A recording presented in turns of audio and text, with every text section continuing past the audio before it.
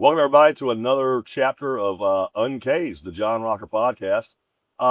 Dear friend of mine, old buddy, and you're older than me, so I can truly say old buddy and not feel bad about it. Anyone younger than me, I don't really like them. Like younger than me, we're not as close as we would be if he was older than me. I feel bad about being 50. Hell of a country music singer, country music star, I would say. And one hell of a damn scratch golfer, Colt Ford. How you doing, What's buddy? happening? How are you, bro? Not much, buddy.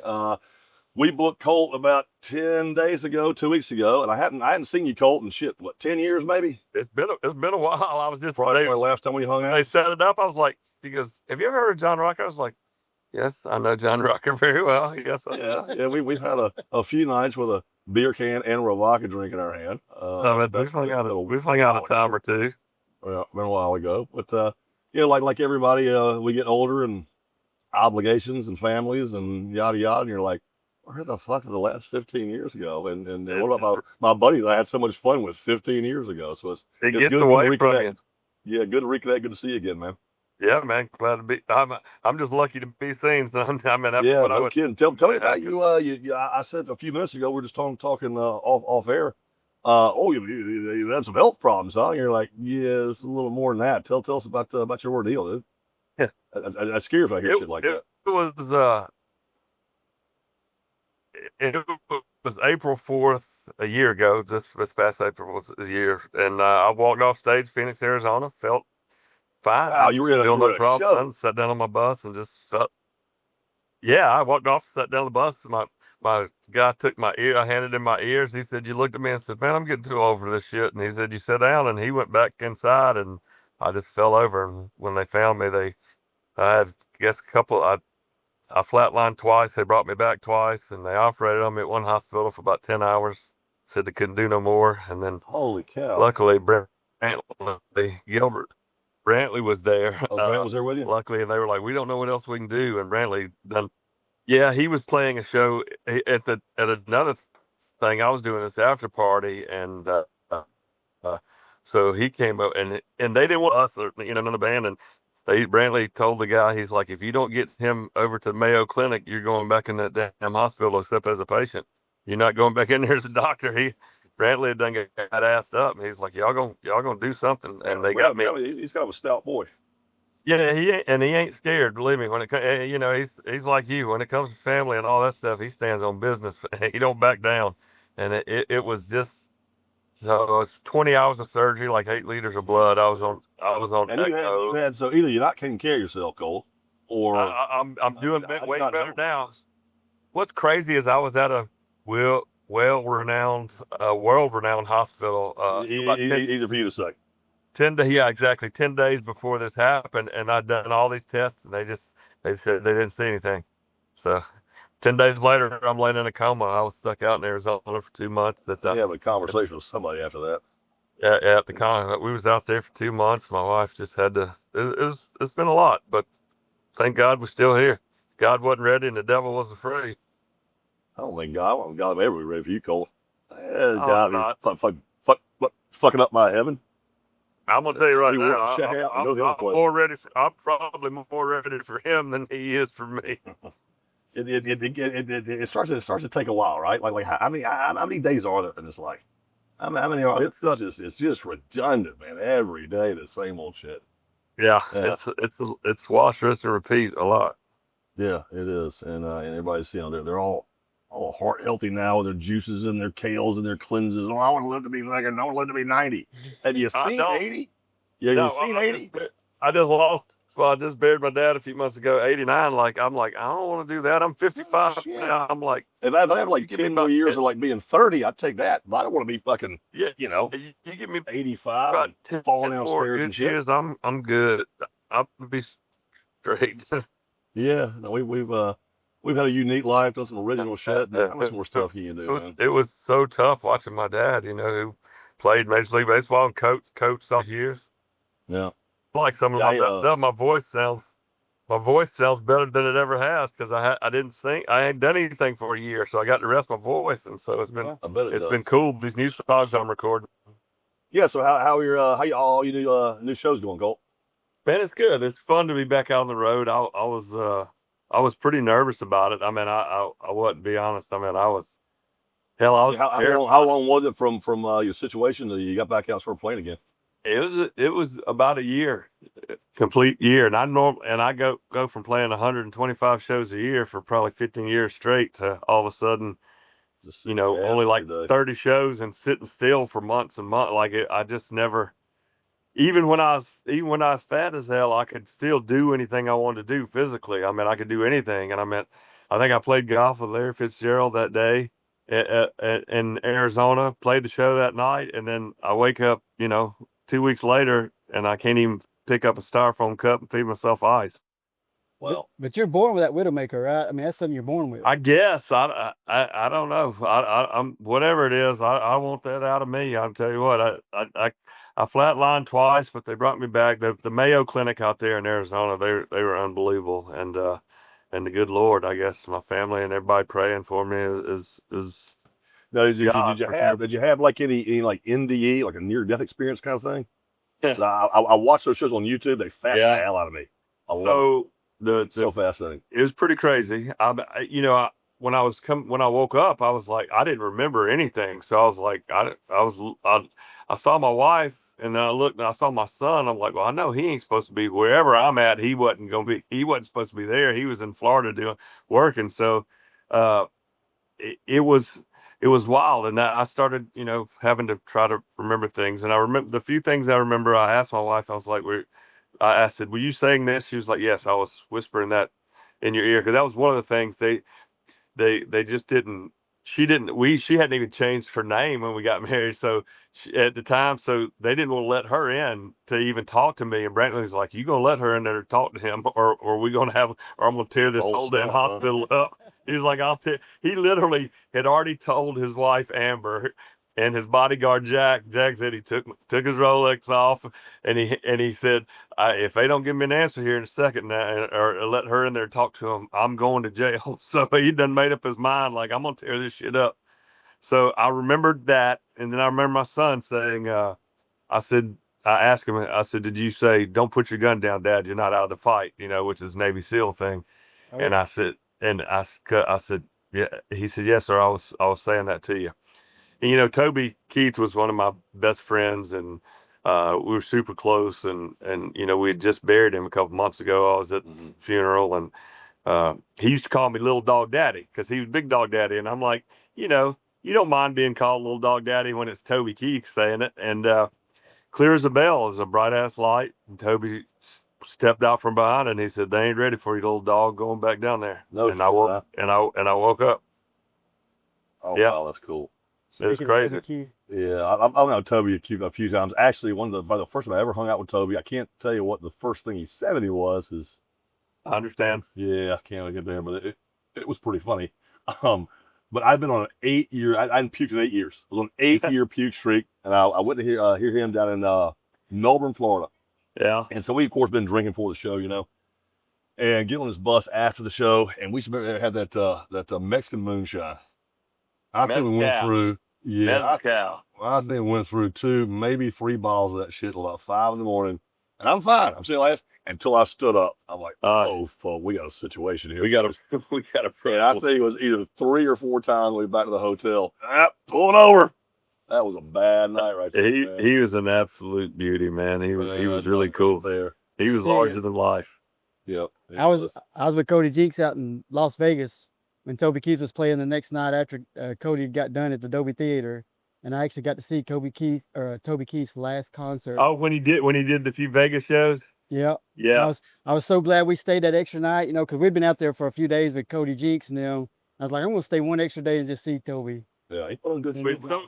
It was so crazy because he had asked me, he's like, Colt, you want to come out? I was kind of tired and not feeling good, and it was the end of the year for us, and I was like, God, I regret not going now, because he was like, come on out and come hang out with us and do a couple things, and I just I didn't do it, and I wish I would have, but I got a lot more memories with him that were just fantastic. He was awful good to me, so. Yep. Piece of work. So he's a beauty. The first thing he ever said to me when I went on tour with him, I said, it's nice to meet you. He goes, He goes, well, we're going to skin it back and pee through it. And I said, all right. All right. That's always some shit that an Oklahoma boy come up with. That was That's straight funny Oklahoma fucking redneck slang right there. Yeah, that 100%. So you must be friends with Boyd Causey too then. With who? Boyd Causey? I know him. Not. I mean, you know. He's always telling me stories about Toby Keith. He's like, man, I don't know why Toby took a liking to me, but he said he took a liking to me and just would do all kinds. Toby was only like 60, right? Yeah, Toby. Let's see, I'm 55. Yeah, Toby was 61, I think, maybe. Yeah, no, he was. He was a good one. I mean, they don't make many like that. Remember when 60 used to be so old? Yeah, I just told somebody the other day. They're always 60. I remember as a kid, I was like, what do you do when you turn 40? Just go off and die in the woods like an old dog or something? I mean, like that's what I thought when I was 39. Yeah, and here I am. As far as I can, I'm turning we going downhill. 55 now. I'm like, shit, I'm just happy to still be here. 50's the new 30, bro. Well, something like that. Not the way I feel. I'm 50 in my head, and I got 80-year-old knees. I understand. Yeah, it's did a lot to. It really affected me how I play and everything. I got a couple of issues that I have to deal with from it, some leg issues from the fasciotomy and stuff. But it's been. I wasn't sure. I didn't know if I'd ever come back. I really just. I was scared and wasn't sure if I even wanted to. You know, it's caused me a lot of anxiety and stuff. I was scared of God and my mama. And now everything makes me nervous. But to get back out and feel the fans, and Brantley was kind enough to take me out for a couple of weeks, just on the road with him. So I didn't have a full show or nothing. I just go out with him every night and do about 10 minutes, and that was work yourself back into it. Yeah, that was unbelievably helpful because literally I'm like, if I go do people are like, why would you think that? I'm like, I don't know. You think if I go do this shit, I'm gonna die. What if I die? I mean, last time I did it, I died. And you start kidding. You just you gotta have that. The hitter takes one of the freaking beam. He's scared to get back in that box again. Yeah, I mean, you take one off the chin from somebody that could zing it. You're like, I ain't gonna dig. I wouldn't dig in there too tight. I mean, like is that. And so he took me out. And that gave me a little confidence. And then I started playing a couple shows. And like last week, I did three shows, and two of them were full, 75, 90-minute shows. And I got no problem. I can do it. No problem. Awesome. That's the thing to deal with that. And a year later, you're back and make that kind of effort again, Yeah. I didn't have any context or baseline, John, for how, or how much it would take to come back. I mean, I know physical. You guys up there putting some effort in. You guys up there sweating and I mean, I know physical injuries. From playing on the tour for 10 years, playing professional golf. Like I understand physical stuff. I can deal with physical pain, but it wasn't just the physical pain. The mental side of it, of being down like that was a lot for me. I'd never been where I felt that, where I felt that kind of fear, or I mean, I got excited. Same like you get the games. Like I'm excited. I'm not scared. I'm excited, like nervous energy. But then it started to creep into fear when I started to come back. I was like, I ain't never been scared before. Like this is a weird feeling for me. So the fans are still here. I think I kind of want to pick your brain. We hung out, never asked you this. What you just said, play on the tour for 10 years. How the hell did you transition from golf to what you're doing now? I mean, did the country music come looking for you, or did you go looking for country music? I guess I'm just a weird guy. I mean, well, yeah, I mean, no shit. I mean, well, yeah, you're right. That's not. I need to be. Thanks for the bulletin board there. When I was coming out of the coma, they had told my wife. They said, they were having a hard time determining how long I'd been out. My band and crew guys, they did. It was just a lot of confusion. They were like, and my tour manager goes, well, he no longer in 10 minutes. And Megan's like, 10 minutes? 10 minutes? He's just drooling on himself. There is no Colt there if it's 10 minutes. And so it was a lot. It was a lot. But, and she told me, she's like, I don't know if y'all be able to tell the difference in his brain. I mean, like he's kind of goofball anyway. I don't know if you can tell the difference if he lost oxygen. So it was just a lot. That's normal. Yeah, I just didn't have a baseline. I mean, like I literally thought when I woke up, because I wasn't feeling any pain. When I woke up on like the 12th or whatever, we were supposed to go to the Kentucky Derby that year, in May. We were scheduled. We were sitting in the governor's box. I mean, it was going to be a cool deal. I already had my damn pimp outfits and everything. I was ready to go, son. And I woke up and I told Beck, I said, "Oh, we'll still go to the Derby." She's looking at me going, "You won't even be out of this room by the time the Derby's happening, let alone." I just didn't know. I was like, we'll be fine. I'll get it. We'll go to the Derby. I'll just get a little wheelchair. It's like, no, you're going to be in this bed for 2 months in this hospital. Then you'll get to start the rehab. And then there's a zipper on your chest right there. Wow. Yeah. I mean, it was a lot, man. It was a lot. So I'm just lucky. Glad you made it through. And I mean, you look fantastic. You sound fantastic. You're doing shows and it's just a lot. It was so much harder than we could really say. I mean, and then you got news people sneaking around, and my daggone mom and dad are older there in Georgia, and they had to tell the hospital because TMZ was sneaking. They had to tell that claim. It's like, there's no Colt Ford, there's no Jason Brown. My real name, there's like, that person's not here, neither one of them. So my mama from Anderson, South Carolina, country as hell, wanting to talk to me, it's calling up there going, "By God, I know my damn son is up there. You gonna put him on that phone? I know it. I know he's there." She's Anderson, South Carolina. Yeah, I said, "Y'all don't want my mama. If she comes out here, I can't help y'all now. If she comes out here, I don't know what to say." I play with old Travis Kame, Anderson, South Carolina. That's right. I remember that. I played with some guys in Anderson, South Carolina. But yes, I've always been curious, Colt. You actually played on the tour. Yeah. I could really play. I know most people think when they see him, they're like, "Oh, I bet he was a male model or some shit." But no, I mean, I actually did golf. I could really play there. And during the pandemic, it was crazy because when you play for music now, I don't get my schedule is the exact opposite of golf. And golf is when I get up. Music, that's when I go to bed. I mean, they're completely different schedules. So during the pandemic, wasn't nothing to do. I started practicing. I could always still shoot 65 every now and then, but I didn't. What? I know. I shot 65 on 14 holes once. I don't doubt that. No, somebody told me the other day, said, "Now you'll be like everybody else. You can." I was like, "No." The guy was like, I shot 89. I was so happy. I was like, I'd punch a baby in the face if I shot 89. I mean, like 65. I said, if I shot 89 and came back to this bus, I'll kill everybody on this bus. See, so you played 10 years on the tour. Now, yeah, I mean, you had to play college golf somewhere. Where did you play college golf? Or were you like Jordan Spieth it and just, I don't know, went straight to the fucking PGA? University of Georgia. Yeah. I didn't know you were playing at Georgia. No, I was a junior. I was an AJG All-American, a college All-American. I used to really play. I won about 20 golf tournaments around the world. How have you ever told me this? It's just crazy to, the transition for me. I always did both, but when I was coming out of high school, I was trying to do music and golf, and again, the schedules don't match up. And music, at the time, I just made a rational decision. I was like, there's so much luck involved in music. Like, we've all been somewhere and seen an artist and gone, "He's as good as I've ever seen. Why ain't he famous?" You come back 2 years later. I want to bring that up. That's very simple up here in about 10 minutes. I want to ask you about that as well. Okay, they cut out. I was cutting out on me again. Did you hear me? Yes, yeah, sir. we got you. Okay.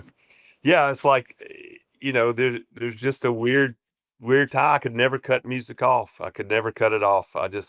And so I'd quit playing for a living. I was teaching golf. I was teaching over at River Club there in Atlanta, over in Swanee, and a couple of guys lived over there, and I just wanted to go back. I couldn't make music go away in my head. I just couldn't do it. And, to put my first album out when you're 36 years old is kind of unheard of. And especially doing something that was pretty, considered extremely different at the time. I mean, you look at it now with Jelly and Shabuzi and all these different guys now, and you go, I was just 10 years in front of them. I mean, I was just 10 years ahead. And so it made it a lot more difficult for me as far as radio and stuff goes, but the fans have been unbelievable. Yeah. So talking about your transition into music, I've got one song title for you, Buckin'. What is it? Buckin'. Bucket? Buckin'. Oh, yes. And that, so somebody told me that you, I guess one of your, trying to, get your wheels under you, that you were touring with the PBR. Yeah, so a song you played was called "Buckin'." Yeah, Buck. There Yeah, you yeah. go, Buck 'em. Buckham. Yeah. So I listened to it. I'm probably the 8th person that's listened to it. Yeah, I it kind was of wish I very had. popular. Was it? Oh yeah, that was they made it the theme song of the PBR. It was the theme song of the PBR. We debuted it. Was it? I mean, hell, that JB Mooney's in that video, and he might be the greatest bull rider of all time. So Oh yeah. Yeah. he was I mean, 18 years I old. love when a he was in lot. that I video. love I love a lot of your stuff. That didn't sound like anything that really I would consider Colt Ford shit that I like.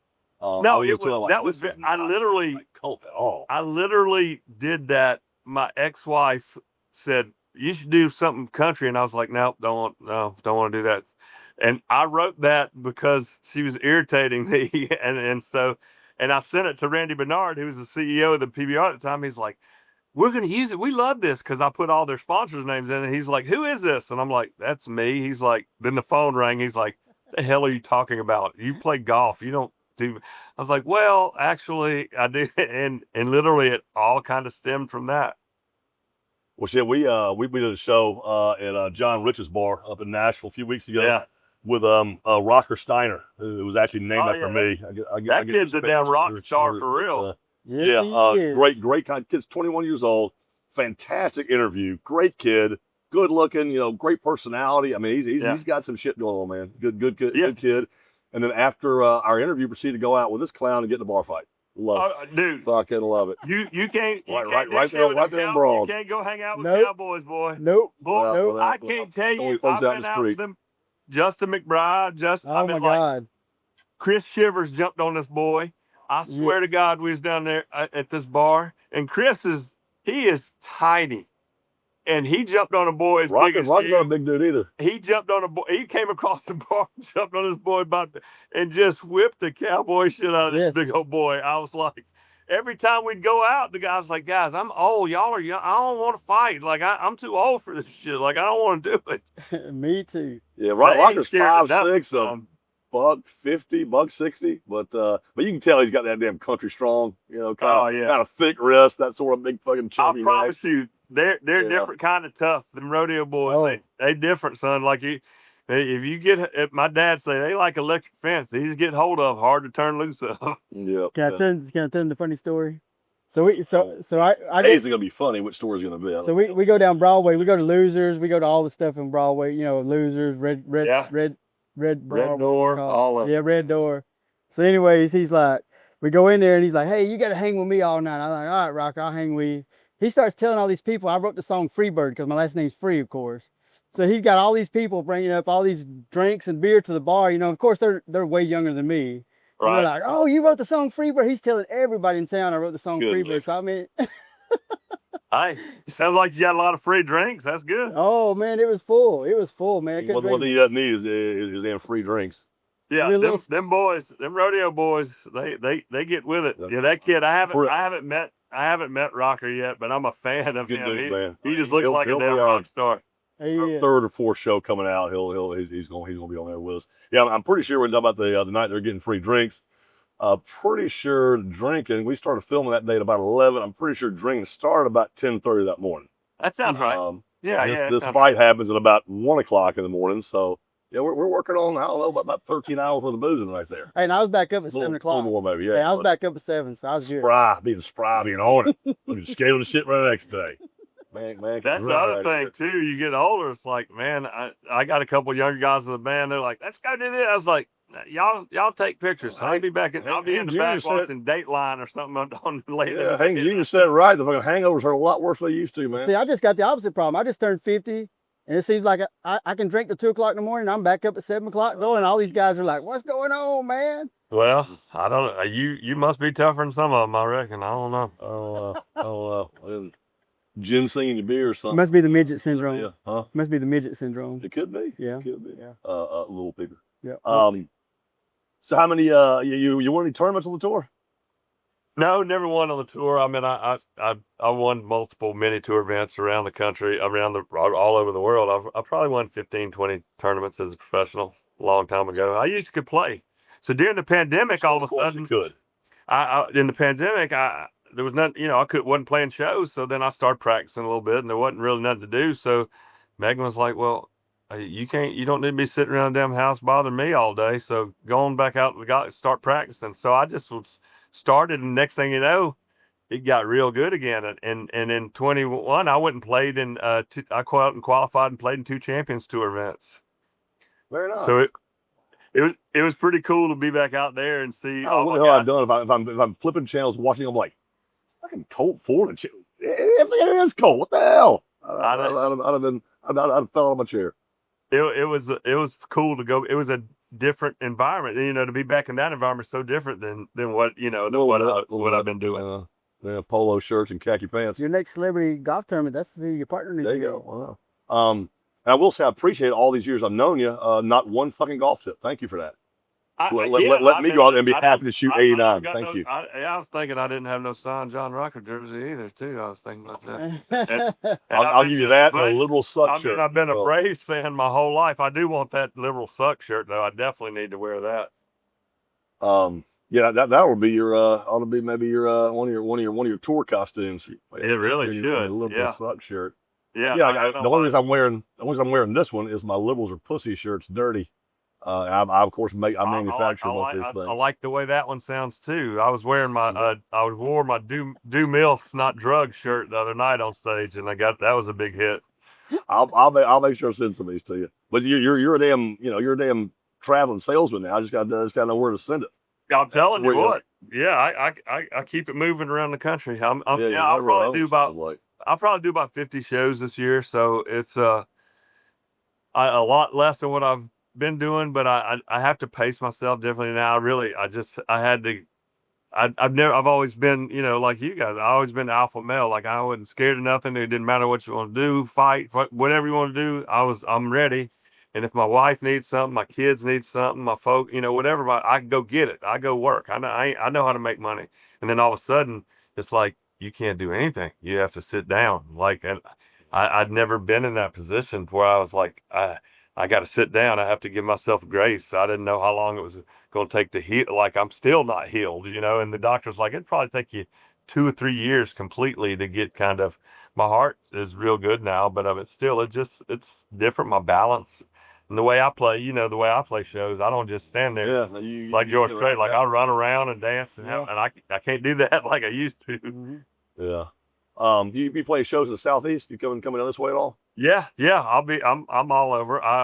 I'll get the schedule sent to you. I know I'm in Michigan this week. I'm coming up, but I saw something about Jacksonville the other day and some stuff. We'll find somewhere. And yeah, I haven't seen you in a number of years. I'd love for you to come hang out. Love for you to come hang out. All right, brother. All right, so we have a number of musical, mainly country guys on the show. Actually, I do want to ask you one thing. So you may have mentioned a few minutes ago that you were the song I heard, Buckham. It's like a heavy metal rap. It's almost a Limp Bizkit type thing, if you will. Kind of remind me of sort of a Fred Durst sort of thing. When did you make transition? Because 2 of my favorite songs. What do you think about that? And what was that other one? No Trash in My Trailer. Yeah. From back in the day. How'd you go from Limp Bizkit type to that? Those are 2 of my favorite, my favorite country songs of you, back 20 years ago. How'd you go from Limp Bizkit to that? I don't know, man. Completely different sounds, and in a fairly short period of time too. When I finally quit chasing whatever was working in the music, you know what I mean? It's no different than, you pitching. Now I'm sure the people go, well, so-and-so throw this pitch. Well, I don't throw that pitch. I throw this pitch, and I throw this pitch really good. Yeah. And that's kind of when I kind of went in the studio and just said, all right, I'm going to be dead ass honest and talk about who I truly am. I tell people, and I'm like, I wrote Ride Through the Country in 2 weeks. I finished that record in 2 weeks. Wow. And it was just when I finally was just really honest, like not just trying to do this or copy them or be that. And that's when Colt Ford was really truly born. When I was then he kind of got back and started mixing and matching and doing sort of the rap country. And honestly, that's which is very popular now, obviously. It was kind of how I developed my sound. I recorded most of Ride Through the Country in Georgia, the way that we made rap record. I didn't know. I didn't know any artists. I didn't know any musicians or whatever. And then we went to Nashville, and the first person who wrote a song with was Jamey Johnson. and and then I went in the studio with him. I talked to Wally last night. Oh God, Wally's the best. Well, I love trying to get Jamey on the show too. So yeah. First time I was ever wrote a song in Nashville was with Jamey, and he's been one of my best friends ever since. And I did. And then when we went to the studio, I'd never seen session players or whatever. I didn't know what that was, and all of a sudden they did this, and Shannon and I looked at each other like, oh, we gotta get these guys on this record. So I took everything that we had recorded in Atlanta and then brought it to Nashville and let all the top musicians, they played over the top of it, and we mixed and matched it together, and that's kind of how we found the Colt Ford sound. Got that sound, yeah. Well, it's work, man. It's you found it.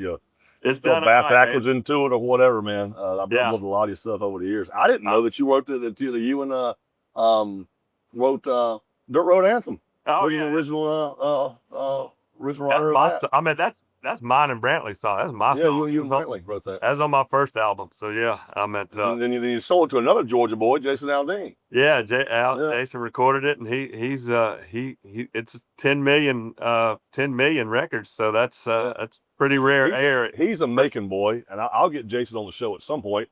But supposedly, at least what I'm told, that Jason tells people that I went to First Presbyterian in Macon, and he went to Windsor in Macon. Yeah. Supposedly, when I was a senior, he was a freshman, and I struck him out. I don't know. That's what he told. I'll be happy. I'll connect y'all. I'll be happy to. Jason's good, and he's a huge baseball guy. He's a huge baseball guy. He's a Macon boy too. So my ex-wife, go ahead. My ex-wife went to Mount DeSalle. She's from Macon too. Yeah. Mm-hmm. I didn't know that. Yep. Not that little snotty Catholic school downtown. So maybe one of the rich brick chicks. Have you ever got to play Augusta? I played there quite a few times. Wow. Yeah. Man, you're the man. More than most. Yeah, more than I probably deserve. So. You are the man, brother. Yeah, you are the man. I'm a dime trying to play a dollar, son. I play in Kevin Butler. I play in his tournament every year in Chicago. We get to play Medina in Chicago. I love Kevin to death. Chicago, that's only reason I go. Yeah, we're playing Medina. Yeah, I'll be there. And what's amazing is all those great courses there, and still Golf Club of Chicago, I think, is the best one there, and they don't really play the majors on there. Dude, it embarrassed me too. The last two times I played Medina, I didn't play this year. I was down in South Florida, the Braves complex. That's a hard golf course. But the last two times I played there, it's been right before the BMW championships. So, the BMW Open, or whatever they want to call it. Oh, yeah. And they've got all the grandstands set up, which they're only 20 feet off the green. I'll put 8 balls in them grandstands in one fucking round. You wouldn't notice. You wouldn't notice that. I know. If you didn't see them there. I would never be able 120 yards out here. That would have hit about 4 people right there. That's 3 rows deep. We're nearly. That's not that bad of a shot. Yeah, until I'm 3 rows deep in the grandstands. But yeah, somebody's grandmother down with a head injury from John Rocker. Now I'm getting sued. She didn't sign the waiver. But I've always been curious about, and you alluded to this a few minutes ago, and I asked John Rich about this on the show, I don't know, 2-3 weeks ago. You were saying something that some layperson like me, or certainly lame person like Johnny here, you hear some of the good boys can pick it. So why aren't they in your position? Why aren't they been touring for years? Yeah, they sound good, they play good. What's the difference in you, in John Rich, in Brantley, and just some guy you walk into a bar like, man, this guy's fucking good. How long you been here, man? I've been playing this bar for 17 fucking years. Really? That's why. You sound just like most of them dudes. Yeah. Well, why is that? Why is that? I remember John Rich's answer. I'm curious what your take is. It's I don't know. I mean, there's just back to what I was saying. There's so much luck involved. For me, the reason I chose golf is be a comparison to other sports like baseball. Like, listen, if I'm good enough and I can do this, nobody can stop you, right? Nobody, like in music, it doesn't matter. You still got to have somebody's got to give you the opportunity to be heard. And it's this. I've seen those guys that are like so good, and you go, damn, maybe they couldn't chase it. They were scared. They didn't have whatever the reason. I knew in golf, I'm like, if I'm good enough, can't nobody stop me from making money. If I can throw it 96 miles an hour, I can get a job. I mean, like I got somewhere I can go to work at. Music, not 99, Colt. Excuse me, 99. Yeah, you're right. I was just saying, But the new rules will be 101, right? Hey, maybe my third day in a row. My 3 day, that was probably 96. My third day in a row. I saw a bunch of those games sitting right there watching you, son. Mm. And when my steroids got a little low, I would eat my spinach. So with the new rules though, you'd be like about 101, 102. Well, it's not new rules. It's just different gun. Different They're gun. being gun up. The ball's getting picked up out of the hand now. When I was playing, picked up at the plate was about 3 to 5 miles an hour between the hand and the plate. So if you saw 99 back in the day, that'd be a legit 103, 104 today. Yeah, and that's Out of the hand. It's all the same. Their velocity versus ours, it's all the same. I mean, it really hasn't changed much, but it's changed a lot. The same guys are still the same guys. You know what I mean? Like it don't matter in any sport. The dudes are still the dudes.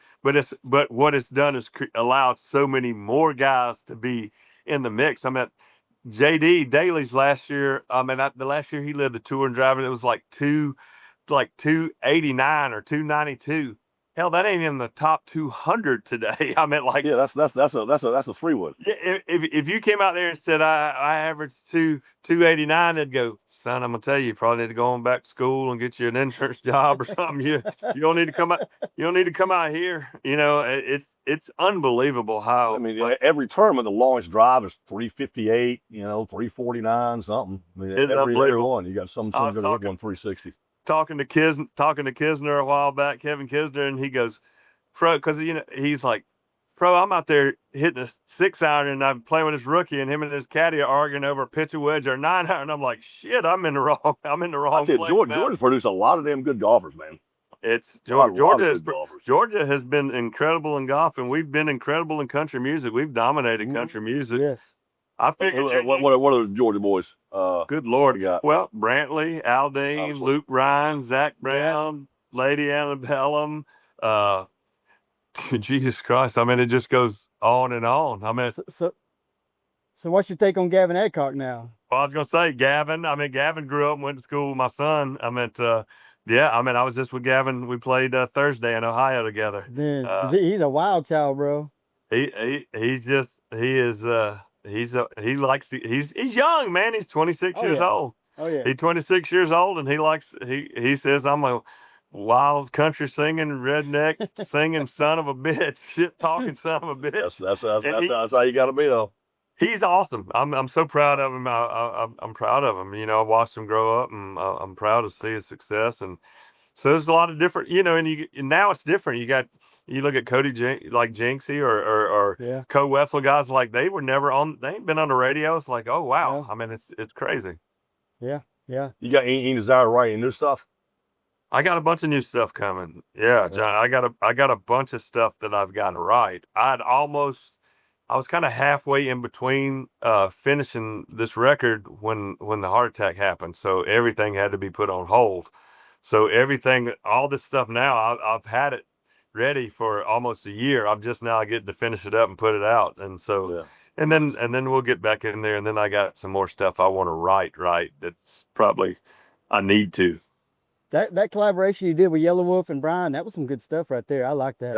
That song's hard, and that was more like a straight really rap song. Yeah. I mean, I love that. I'm a huge Yelawolf fan. He's incredible, and Brian, of course, is on our label. He's killing it, and so that was a fun song. That was a fun song to do. I felt like everybody did the best at what they do in that song, and that was a fun one to do. I got some other cool collabs coming out that's going to be cool, and then a lot more just me. Like singing right now, because like I got some real kind of heavy kind of rock, more Brantley kind of sound, some more rock kind of sounding songs where I'm singing, because I didn't work for a year, so my voice I've like played them for some people and they're like, wait, that's you? And I'm like, yeah, hell, I don't know, resting for a year helps. Yeah, has your voice changed since all your health stuff? Yeah, it's just, I mean, I worked so much for so long, that it was like my voice was just so strained and a little raspy, gravelly. Yeah, I did. All of a sudden, I got pretty much a year of not doing it, 100 and something times all the time. So it was amazing to come back and be able to do some different things now. So that's fun. Is the new stuff going to be kind of like the stuff that Lax has been putting out, with the rock rap kind of style, or? Nah, it'll be me doing what I always do, being out, being in front of everybody else. I ain't following none of them. It'd be me leading like I've always done, and it's I'm excited about it. And then I got some traditional Colt Ford sounding stuff too. I got some Jerry Reed sounding stuff. It's gonna be a lot of fun. This record, I got some real country shit. I got some, it's gonna be a lot of fun. This record's gonna be a lot of fun. Yeah, so I was at Atlanta. Jerry, he's coming to Clubhouse about once a year. I've got to hang with Jerry quite a He few was times. he was the best. She got the gold mine, I got the shaft. It's one of the best songs ever. You got to go, man. Yep. Really good. So good. Well, and then again, it's funny to me. I point that out all the time. People are like, when I first came out, they didn't want to. They're like, "You're country rap. It doesn't." Well, I'm like, "What do you think, Jerry Reed? What do you think? You think Amos Moses is? What do you think that one down to Georgia? What do you think that is? I mean, So I was just a little ahead of Charlie talked his way through most of his songs. He didn't listen to a whole lot. Reputation Records been around before the term rap's long ever been invented. So I mean, you can go back and listen to songs like "Smoke, Smoke, Smoke That Cigarette" by Hot Rod Lincoln. I'm like, that just sounds like what I do right now, except 50 years ago. Yeah. My son, These girls. They don't sound like Loretta Lynn to me neither. Carrie Underwood don't sound like Loretta Lynn's. Too bad. You can't be the coal miner's daughter. my son was 9 years old, and we're getting in the car one day, and he just starts pumping the tailgating song. I'm like, what are you doing? He's like, I love this guy, Colt Ford. He's 9 years old. I'm like, what? I said, he's like, man, I hear it all the time. He's been listening to your stuff. So Tailgate, that is the first song I wrote with Jamey Johnson. He loves that song. I mean, he's 15 years old now and still listens to that song. Loves That's good. We did a version with all the NFL teams and all the college teams. So there's a version for everything. Yes. Yeah. Yeah, that's awesome. Yeah, I was talking to John Rich a few weeks ago and was complaining to John about what the fuck ESPN has done with his "Coming to Your City" song, the college game day intro. Yeah, they just absolutely butchered that thing. But what it started, I used to have to for years and years and years. College game is my favorite fucking show. Had to be up to hear the song. Him and Big. I can give a shit now. I mean, it's going to do so many changes, so many versions. ESPN has done to John Rich's songs. They took Pollock off there. I love David on there. Yeah. Just butchered John's song. It's just everything's so damn contrived now. I mean, you can't have regular conversations. People scared they're gonna hurt somebody's feelings or whatever. Yeah, fake is a funny cake. I've tried to be pretty clear with them now. Like I used to kind of tiptoe around. Now I'm like, after what I've been through, don't ask me some shit you don't want an answer for. I don't know what to tell you, because you can't cancel me. I'll stay at home. I don't give a damn. It don't bother me none. My fans are my fans. Yep. My fans, and I was scared when I came back. I didn't know. I'm like, are they gonna still be there? Yes, they are still there. They are showing up. I mean, I'm going to places like, wow, I can't believe there's this many people here. So it's been really, really inspiring, and I owe them. They're the reason I ever existed, so I'm gonna keep going for them. Yes. Well, that's awesome, buddy. I'd heard about your health stuff a few months ago, and then I heard you were coming on the show. I'm like, that's awesome. I hadn't seen Colt in a while. Glad to hear he's doing better. And I like hearing the story. It scares the shit out of me. Man, it was great. You sound great, and glad you've escaped from the grave to hang out a little longer. Yeah, man, I appreciate it, John. It's been certainly a life-changing experience, and in a lot of ways bad, but a lot of ways good too. I mean, it's and you've been through it. When you go through a hard time, you also get to see who's who, and and that really that probably hurt me as much as anything. I mean, the people that I haven't heard from, I'm like, wow, okay. Like I was like, wow, really? Like we go back a long ways. I mean, like when tragedy happened, I mean, like I don't care. I mean, like I'm sure you've seen things that guys go, I don't want to be part of that what John's doing. But if you got hurt, that same dude hit you up and be like, hey, Rock, you good? Make sure you're all right. What's that? Like you put shit aside for certain things, and that really made me feel some kind of way too. Like I'm not sure if I wanted to come back, but again, the fans were like, I didn't make music for other artists. I didn't make music to win a trophy. Same way you did. When you've been around for 20 plus years, though, you don't just disappear overnight. Yeah, if you had like one song and you were cool for like a year and a half on social media or some shit, but you don't know. I mean, you like 20 years, dude. Nah. You start to worry a little bit, but they still there, and I'm still here, and I'm gonna still make music for people who believe in God, family, friends, American hard work. And if you don't like that, you can kiss all of my country ass. I love it. All right, brother. Well, shit, man. Great talking to you. Let's stay in touch. I want to know when you're playing. You know, within a 4 or 5 hour drive. Definitely come see you and hang out. Please do, yeah, man. I love. Too damn long, man. If you got my number still, it ain't changed. I ain't changed it in 22 years. So yeah, I still got it. All right. Well, we still locked in there, brother. Let's catch up. I'd love to see you. All right. Sounds good, brother. Thank y'all for having you're doing me. well, man. We'll see y'all, boys. brother. Take care, guys. All right, later, man. See you. Bye.